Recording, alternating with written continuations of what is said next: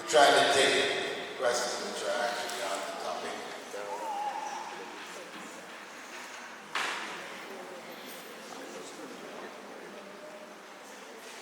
The concept of gentle parenting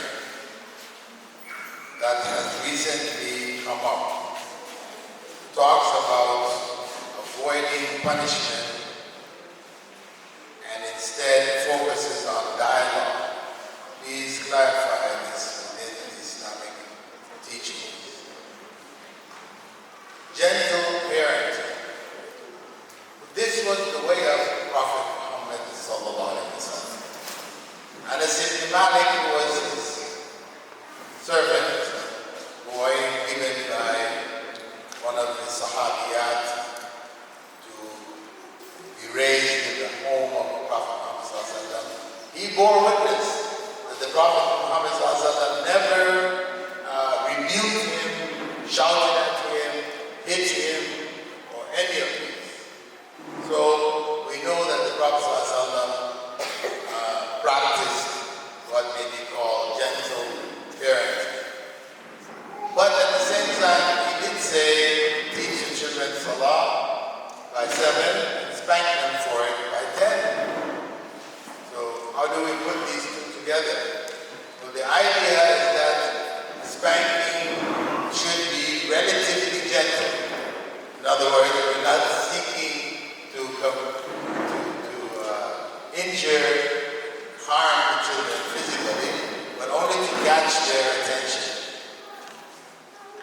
So the use of other methods like timeout, etc., which others have suggested, is sometimes very useful because or depriving the children of particular things which they love, to show displeasure over what they're doing, that this is not correct, this will be the consequence.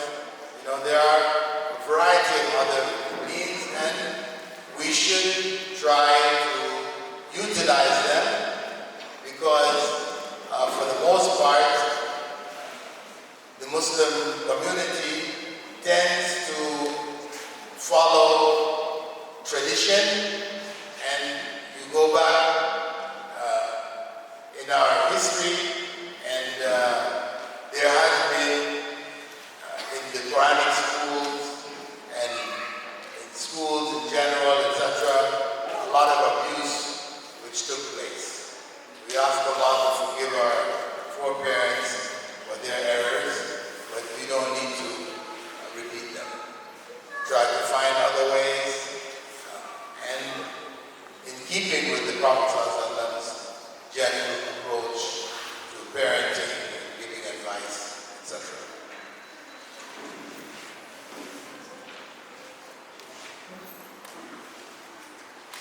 I have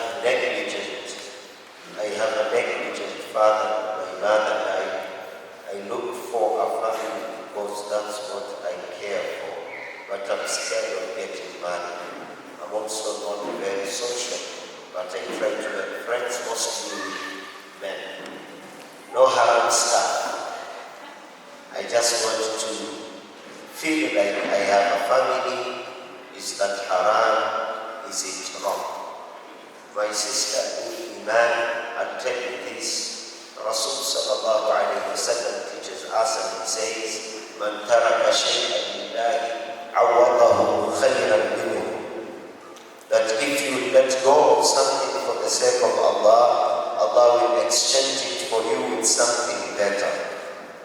And you need to understand that nikah, marriage, is the sunnah of the Prophet sallallahu alayhi wa sallam when he said that nikah is sunnah.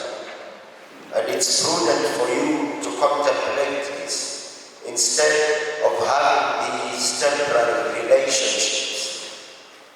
No haram stuff, but it's still a relationship. Okay? Now, no haram stuff, but it's still a relationship. Instead of having this meaningless, Allah doesn't add anything, no value to your life. Okay? You'd rather first create a relationship with your Creator, Allah subhanahu wa ta'ala. For Allah will always be sufficient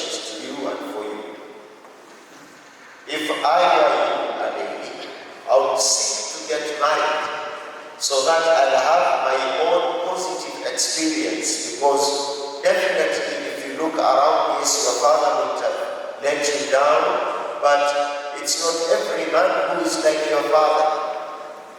Just as it's not everyone who was your former spouse and what have you. I know of brothers who went through very messy divorces, and right now they want nothing to do with women.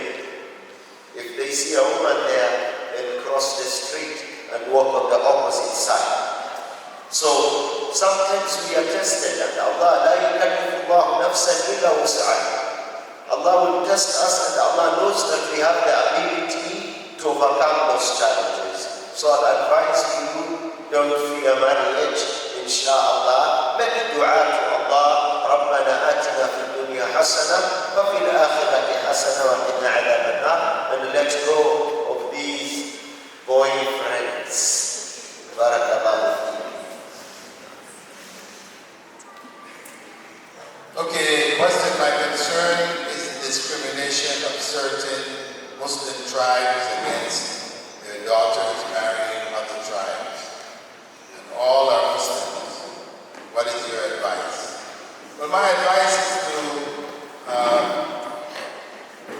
stand in opposition to it in a way which is not confrontational, but it should be confronted in the best way possible through our educational systems, through our families. We know this is harmful.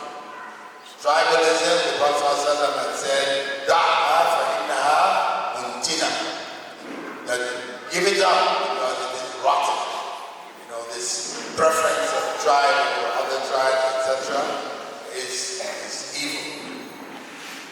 And Islam calls us to one brotherhood of Muslims. And the Prophet ﷺ's example in marriage